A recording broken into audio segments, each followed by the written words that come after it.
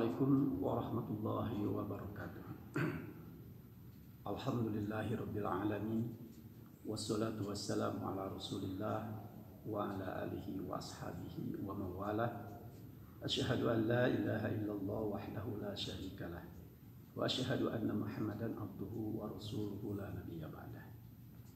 Bapak dan Ibu sekalian yang dirahmati Allah, alhamdulillah pada kesempatan ini kita kembali untuk melaksanakan kajian sebagaimana biasa yang sudah kita laksanakan, dan mudah-mudahan kajian pada kali ini bisa memberikan faidah yang sangat besar khususnya bagi saya dan umumnya bagi kita semua yang mendengarkan tausiah ini.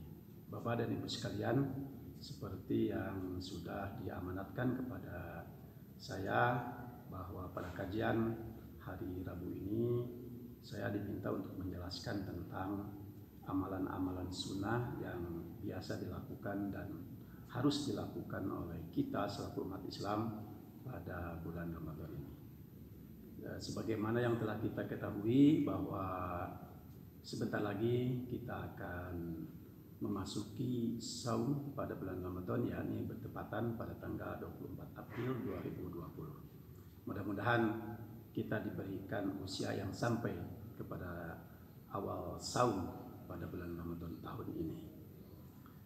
Baiklah, saya tidak akan memperpanjang tentang bagaimana hikmah dan apa yang terkandung kebaikan-kebaikan pada bulan Ramadan ini, tapi saya akan memberikan satu materi tentang amalan apa yang harus kita lakukan pada bulan Ramadan ini.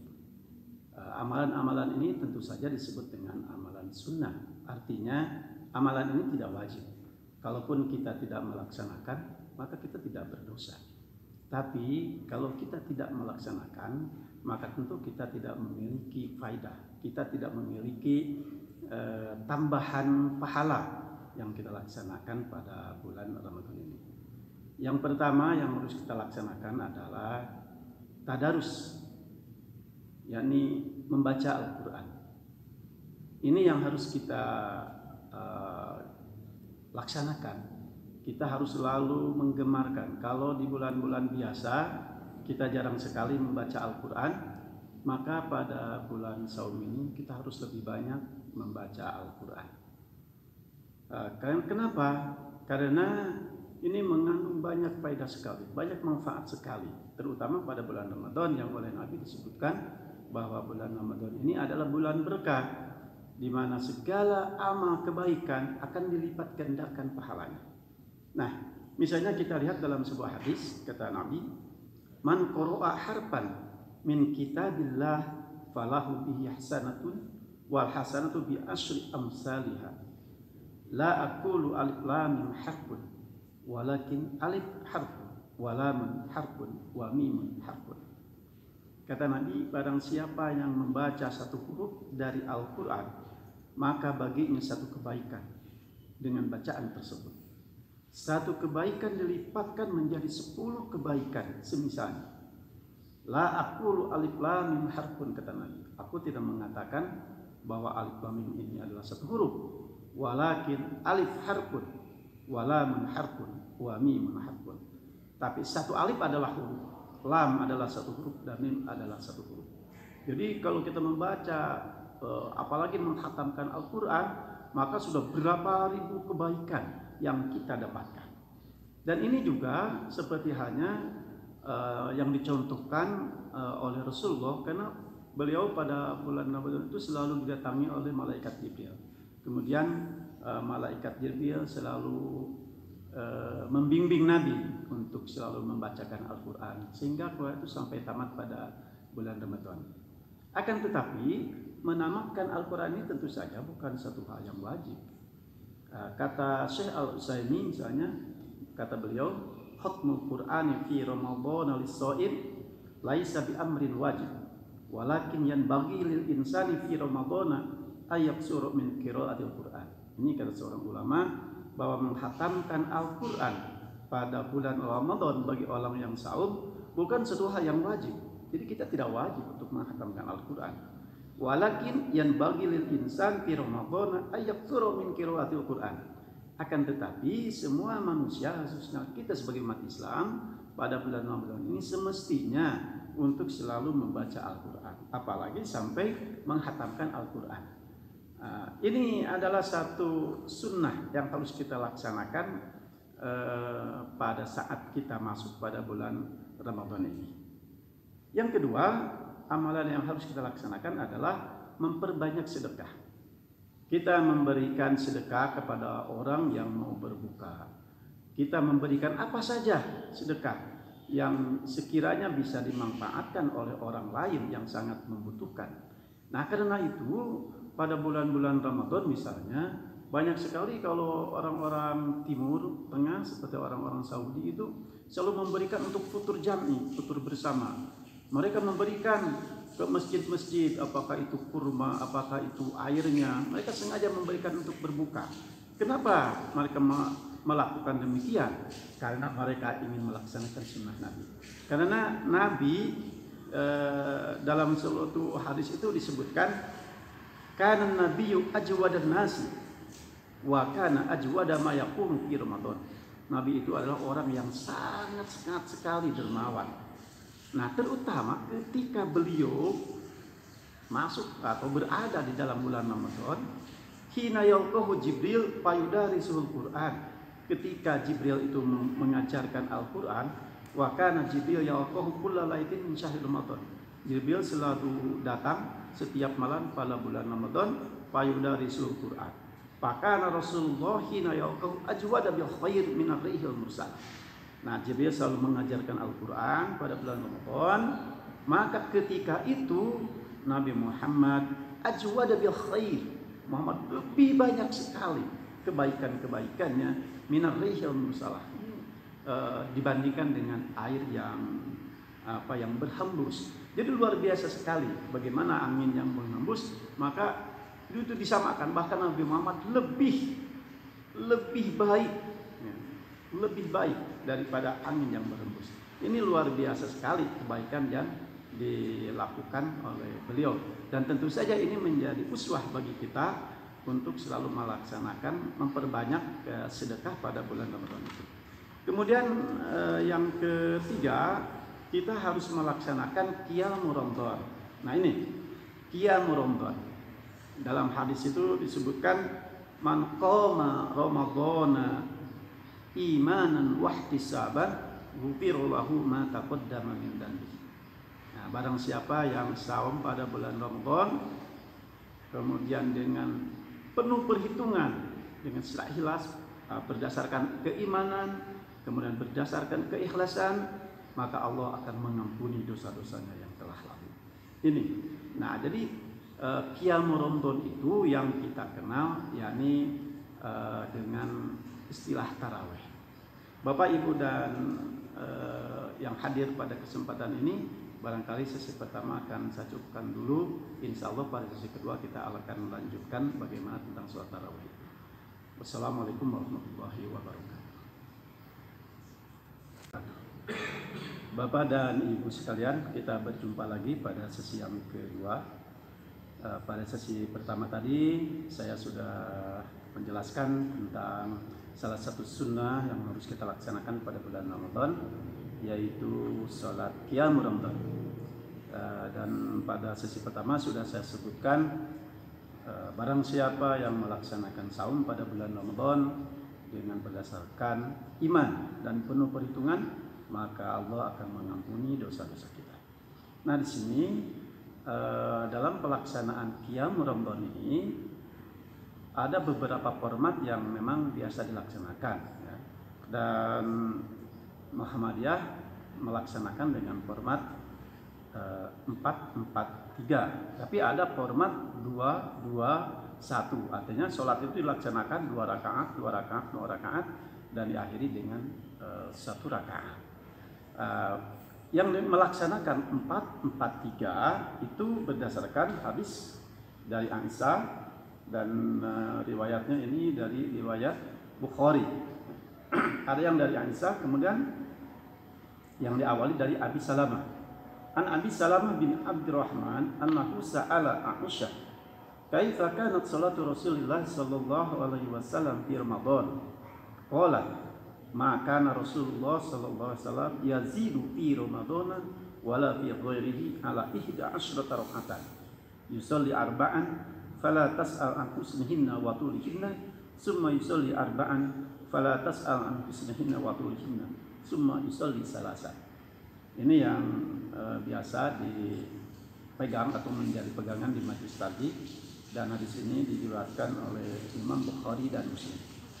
Jadi ketika Aisyah ditanya bagaimanakah Rasul melaksanakan sholat qiyamul Ramadan, maka kata Aisyah beliau melaksanakan itu 4 rakaat, kemudian melaksanakan 3 rakaat. La tas'al an husnihinna wa tulihinna. Anda jangan bertanya bagaimana panjang dan baiknya dan bagusnya Rasul melaksanakan sholat qiyamul Ramadan itu. Artinya karena Rasul melaksanakan sholat qiyamul Ramadan itu dengan tenang, dengan khusyuk dan lama sekali. Karena yang beliau baca adalah surat-surat seperti surat Al-Baqarah, surat Al-Imran. Dan betapa kuat gitu Rasul untuk membaca surat yang panjang itu, tidak seperti kita pada zaman sekarang.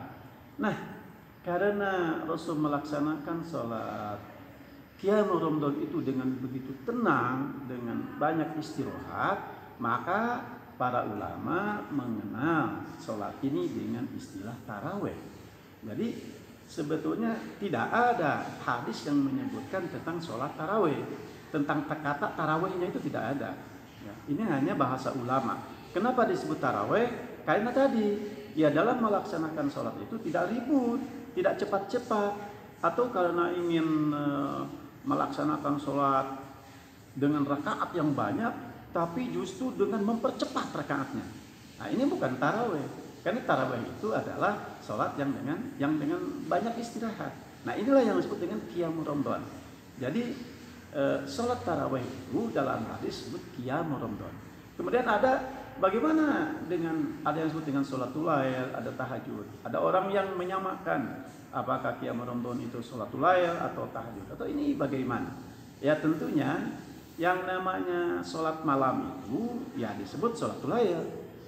Qiyamul Ramadan itu termasuk sholatul lail, dan waktu sholatul lail itu dilaksanakan semenjak setelah sholat isya sampai fajar. Nah, itulah yang disebut dengan sholatul lail. Nah, sedangkan tahajud itu dilaksanakan setelah bangun tidur. Nah, pada malam hari bangun tidur, kemudian bangun, kemudian melaksanakan sholat, dan itu sholat tahajud. Nah, bagaimana kalau kita tidak melaksanakan sholat taraweh, tapi kita melaksanakan sholat tahajud? Tentu ini adalah sebenarnya satu jenis itu sebetulnya. Artinya kita melaksanakan tarawih pada malam hari itu boleh-boleh saja, silahkan. Kita mau melaksanakan dengan format 4-4-3, kemudian kita mau melaksanakan malam hari, silahkan. Dan itu baik, kata Umar. Ya. Ketika Umar suatu malam dia keluar, kemudian dan itu pada bulan Ramadan, kemudian melihat orang-orang melaksanakan sholat masing-masing di masjid itu. Ada yang satu orang, ada yang berjamaah dengan kelompoknya, bermacam-macam lah.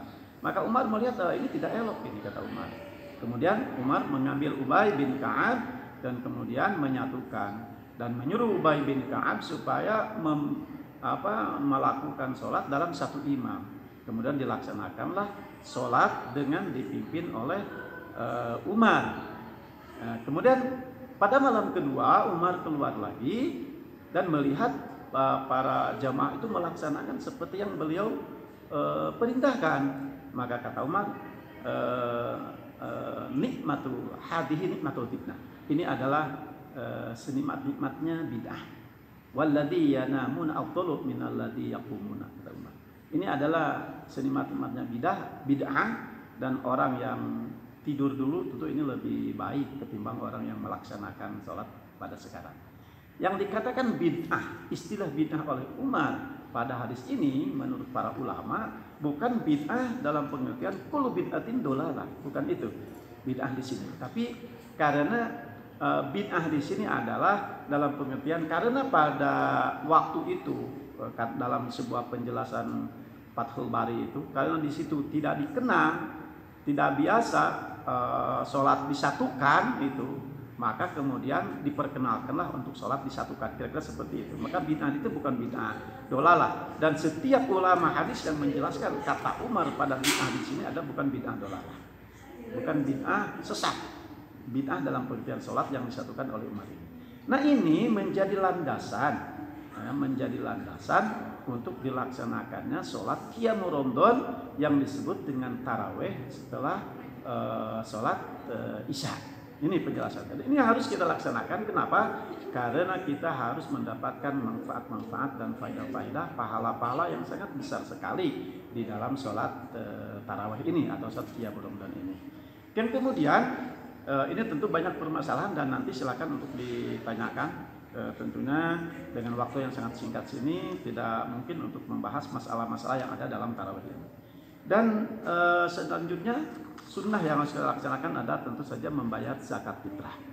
Nanti di akhir, dan kita harus dibayarkan zakat fitrah itu sebelum dilaksanakannya sholat Idul Fitri.